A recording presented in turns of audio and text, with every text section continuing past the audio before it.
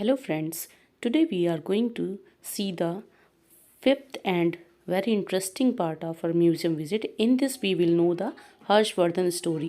अब हम इधर आते हैं, आपका हर्षवर्धन की गैलरी है ये। बहुत सुंदर। हर्षवर्धन की जीवन की कहानी है जी कि हर्षवर्धन जो कि कन्नौज जो है हर्षवर्धन के टाइम पे यहाँ का कैपिटल रहा, राजधानी रही है जी कन्नौज। जी ये हर्षवर्धन बेसिकली कन्नौज के नहीं थे, जी। ये थानेश्वर के थे। थानेश्वर जी, ये उनकी माता है और ये पिता है प्रभाकरवर्धन। जी। गोदी में हर्ष है और अच्छा। हर्ष के जन्म पर जी। लोग उनके राज के लोग उनको जो है जी। कोई ना कोई तोहफा देने आए हैं। जी।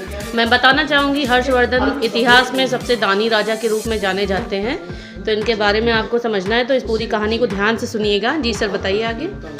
हर्ष का एक बड़ा भाई था राजवर्धन जी और हर्ष से छोटी एक बहन थी राजश्री। जी तो राजश्री का विवाह जो हुआ था वो जी। यहाँ के मौखरी नरेश, कन्नौज के मौखरी नरेश ग्रहवर्मन से हुआ था। जी और विवाह के 6 महीने बाद जी। पश्चिम बंगाल के शासक और मालवा के शासक देवगुप्त और शशांक ने यहाँ पे आक्रमण किया जी और ग्रहवर्मन को मार दिया जी। और राजश्री को बंदी बना के बंदी गृह में डाल दिया। ओ आप पीछे देख रहे होंगे हथकड़ी लगी हुई है, ये पूरा बंदी गृह में उसको डाल दिया गया है। जी शशांक और देवगुप्त खड़े हुए हैं सामने। जी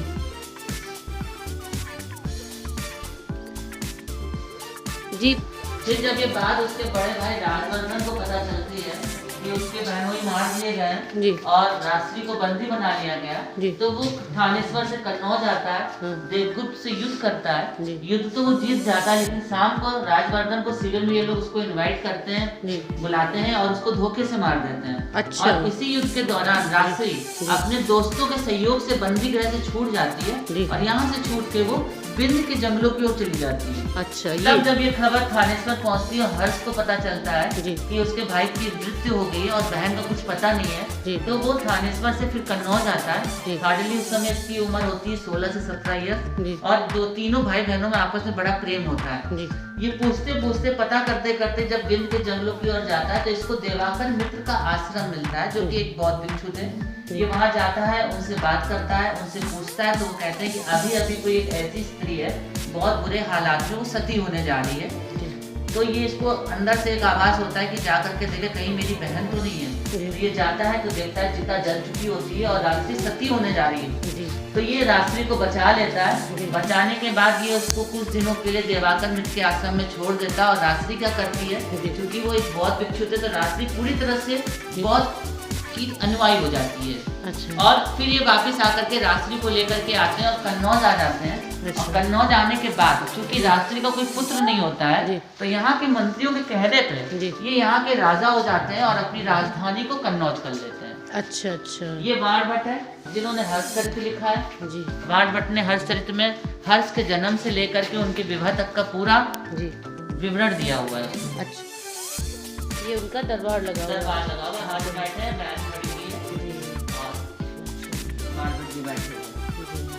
एक अच्छा राइटर भी था। उसने 3 किताबें लिखी थी, 3 नाटक लिखे थे, नागानंद, प्रियदर्शिका और रत्नावली। अच्छा तो कहीं ना कहीं आपका जनरल नॉलेज में कहीं ना कहीं कंपटीशन में जी, क्वेश्चन घूम हाँ, फिर के वो आते किसी हैं। भी सब्जेक्ट का क्योंकि स्टूडेंट हर्ष हो। ने कौन सी किताब लिखी तो सबसे पहले लिखा जाता है हर्षचरित। हर्षचरित। तो लोग कहते हैं हर्ष यानी हर्षचरित, टिक लगा दे हर्षचरित। लेकिन हर्ष ने लिखा था नागानंद, प्रियदर्शिका और रत्नावली। हर्षचरित। 1-2 बार गलतियां हमने भी करी थी, यहाँ आकर के गलती हमने सुधारी है। अच्छा तो जो भी वीडियो देख रहे हैं वो अच्छे से याद कर ले कि हर्षचरित वाणभट्ट ने लिखी थी जी। और जो हर्षवर्धन ने 3 बुक्स लिखी थी उनके नाम है नागानंद, रत्नावली और प्रियदर्शिका। प्रियदर्शिका। अच्छे से याद कर लीजिए। बहुत सुंदर।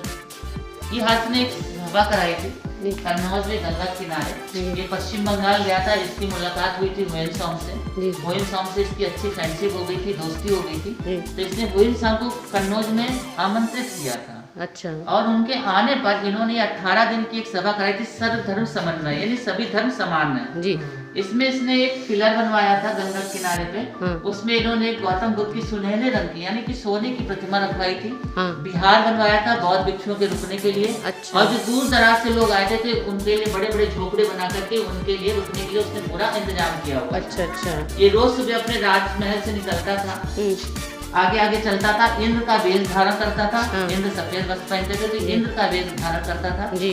और उसके पीछे जो उसके मंत्री होते थे वो रास्ते में हीरे मोती बिखेरते चलते थे, अच्छा अच्छा। ताकि आम जनता को हाँ कहीं ना कहीं लाभ मिले। जी। फिर ये वहाँ पूजा पाठ करता था और शाम को संगोष्ठी में बैठते थे सब लोग। इसमें क्या हुआ था कि इसने हुएनसांग को एक बहुत अच्छा जगह दे दी, मतलब अपने जस्ट बहुत अच्छा पद दे दिया था कि तुम्हें मेरे बगल में बैठना है या कुछ भी ऐसा। हाँ इससे क्या हुआ था, कन्नौज की जनता नाराज हो गई थी। उनको लगा कि मेरा जो राजा है वो तो एक तो शैव धर्म का है, शिव को मानने वाला है, और ये बौद्ध धर्म की तरफ इसका झुकाव हो रहा है कहीं, क्योंकि अगर राजा बौद्ध धर्म अपना लेता है हो सकता है जनता को भी कहीं ना कहीं अपनाना पड़ेगा। तो इसमें इन्होंने झोपड़ों में आग लगाई, बिहार तोड़ा, पिलर तोड़ा, बहुत कुछ नुकसान किया।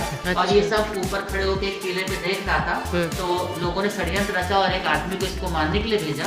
हालांकि वो पकड़ लिया गया था और जब उनसे कबूलवाया गया तो उसमें करीब 500 लोगों का नाम आया था, जिसको बाद में क्योंकि हर्ष है एक अच्छा राजा है, उसने लोगों को सजा नहीं दी बल्कि उनको कन्नौज से निष्कासित कर दिया। अच्छा।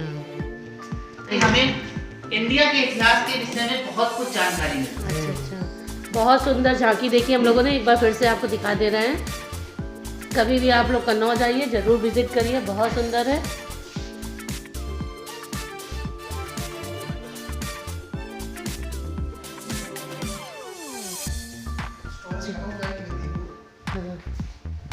चलिए आगे।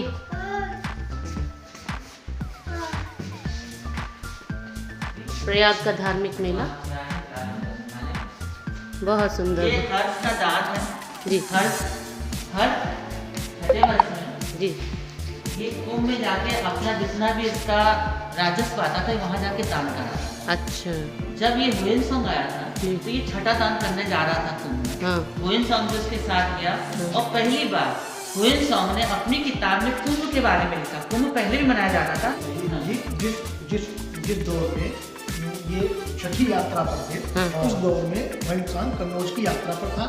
इनके दरबार का सहयोगी था और उसी दौर में क्योंकि जो अपना कुंभ है वो 12 वर्ष बाद पड़ता है और 4 वर्ष बाद अर्धकुंभ पड़ता है। तो 12वें वर्ष में जो कुंभ का मेला लग रहा था वो छठा मेला था। उस मेले की ये था कि जो कन्नौज का राज्य था वो पूरा उसमें उत्तर भारत में था और जो जहाँ कुंभ लगता था उस कुंभ में जाकर के यहाँ का राजा हर्ष अपना सर्वस्व दान करता था। जितना होता था रेवेन्यू सारा का सारा वहाँ गरीबों में दान करता था।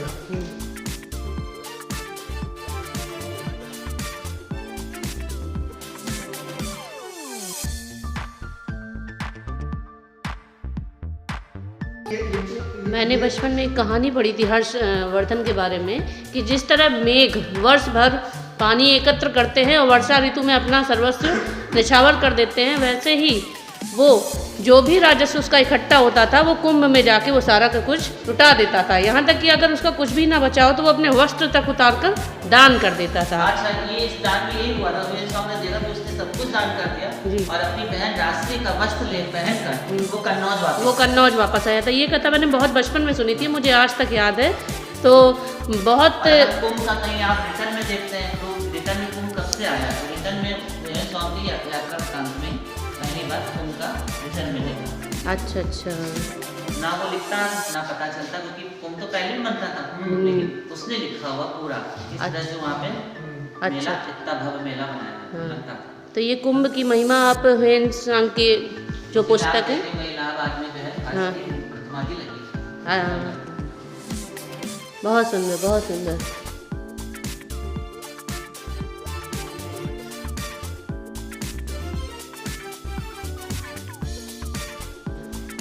बहुत अच्छे से दिखाया गया है। झांकी इतनी सुंदर लग रही है कि इतना वीडियो में तो आप कम फील कर पाएंगे। आप यहाँ पर एक बार ज़रूर विजिट करिए, तब आपको यहाँ पर आकर बहुत अच्छा लगेगा।